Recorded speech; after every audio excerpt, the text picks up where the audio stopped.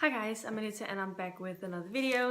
Today is time for another TBR video because just yesterday it was announced that there's going to be a new readathon that I've never heard of before. I don't know if it's the first time or not, but it's definitely the first time I've heard about it. It is called The One Readathon to Rule Them All, and it's a fantasy-based readathon where you read a lot of fantasy books, and obviously that intrigues me a whole lot.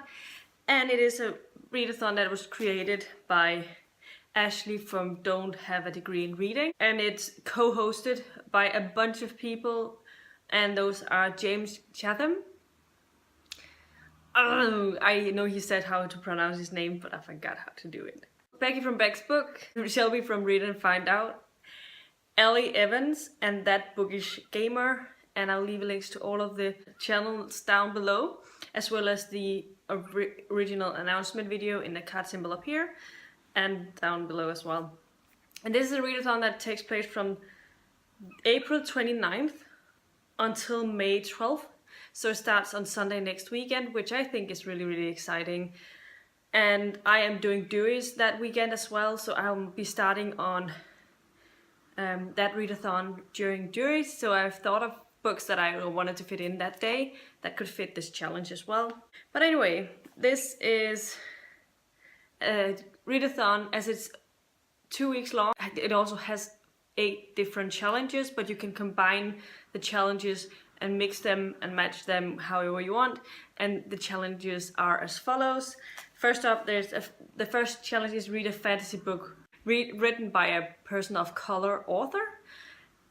And the second challenge is read a fantasy book with a person of color main character. So I decided to combine those two and read Children of Blood and Bone by Tomoyari Yami, because I am getting my own copy of that, I hope on Tuesday next week. So I'll be having that when the readathon starts, and I'll be really excited to get to this. This is one of my most anticipated new releases, and I saw it for only £4 on Amazon, so I bought it because the library takes forever. I don't even think they have a copy yet, but I don't want to wait that much more for that book. So that is a book that I want to read that week, those 2 weeks. The third challenge is read a book that has less than 300 pages. And if you're a fantasy reader, you know that it's not something you come across super frequently. But I just yesterday received a book that fits that requirement. I think I said that it was 300 pages yesterday, but I looked into it and it actually stops at 293 pages. So I'm gonna read Nobody's Princess by Esther Friesner, which is a young adult fantasy book, but it has quite a big text and it's super duper short. So I think I'm gonna start this on Dewey's and hopefully I'll have it finished already that day. So we'll see about that. I only have up until 2 p.m. to read that day, but that should be enough because it's only 200 pages, so it will take me maybe 3 hours to read it, depending on how fast I read this. But I'm definitely excited and hopefully I'll enjoy it. And I haven't heard very many people talk about it, so I don't know anything whether it's good or not, but it has about 10,000 ratings on Goodreads, so at least some people have read it, but I have never heard anyone talk about it. Challenge number 4 is read a book that is over 1,000 pages. I haven't found a book for that yet. I have looked at all of my chunky books that are not wrapped, and they are all around 750 to 800 pages books. But I checked on Goodreads and they say that Jonathan Strange and Mr. Norrell is over 1,000 pages in the most common book, but my book has 784. It is gigantic when you look at it, but I think that the pages are pretty thick, and it is, acknowledgement starts there, 782 pages. I thought for sure I could use that, but no. But the text is pretty small, so it could be that this would work technically, because there are editions that are over 1,000 pages. But I also feel like it's cheating a little bit. But I'll be reading this if I don't find anything else, because I don't want to go and buy books to get a big book, if you get what I mean. Challenge number 5 is read a book that is a fantasy standalone, and for that I decided to go with Wheel of the Infinite by Martha Wells. I've only read that one short story novella by Martha Wells, which I really enjoyed. All systems read. But I would definitely like to check something else out by her. And this is a fantasy standalone, so it fits this challenge. And I have it on I have it on Storytel, so I can listen to the audio.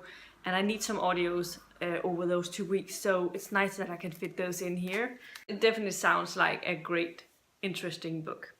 Challenge number 6 is read a book by a non-English speaking author.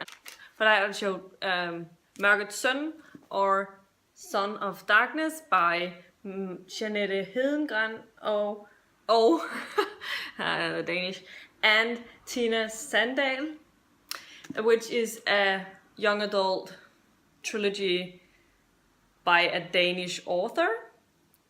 2 Danish authors apparently. And it's a library book, so I need to read it soon. So it fits, and it's only about 400 pages, so I might be able to speed through it. It has pretty large text. Let's look at that. So I should be able to read it pretty fast, and it sounds quite intriguing. And I have not read a whole lot of Danish fantasy, so this is when I'm gonna dip into it for sure. Challenge number 7 is read a book with a non-European setting. A fantasy book with a non-European setting. For that I'm gonna go with City of Brass by Sarah Chakraborty. Is that what she's called? This is a BookTube SFF pick, and I'm supposed to read it in May, so it fits well with this readathon. And it is set in Egypt, in a historical set Egypt. So definitely outside of the European continent, so yay for that. The final challenge is read a book that has LGBTQIA plus representation, and for that I'm gonna read Lock in the Shadows by Lynn Fluelling. I know a lot of people have been reading this recently, but I have this on my Audible. I've had it for about a year and I really want to get to it now, and with all of the buzz that's been lately, I just want to pick it up. And since I need another audio, I have 3 audios now for that week, and I think that I'm gonna be those 2 weeks, and I think that's going to be possible because I do read a lot of audios recently, and I listen to a lot of audio at work as well. So hopefully I'll be able to get through all 3 books. And yeah, so these are only 3 of the books on my possible TBR for the one readathon to rule them all. I hope to see a lot of people participate because I think it sounds like a super fun readathon. And I mean, my May is going to be like readathon mode all month long, because right after that the Borathon is starting, so yay for that. But yeah, I'm really excited about this, and I'm really excited to get started. If you are going to be participating, definitely let me know in the comments down below. And if you have any suggestions about a book that is over 1,000 pages long that you think I'll be able to get my hands up pretty easily, then definitely also let me know about that, because then I might be able to try and fit that in. But otherwise, yeah, this is all I have for you today. If you liked the video, please give it a thumbs up, subscribe to my channel if you haven't already, and I'll see you in my next video very soon. Bye!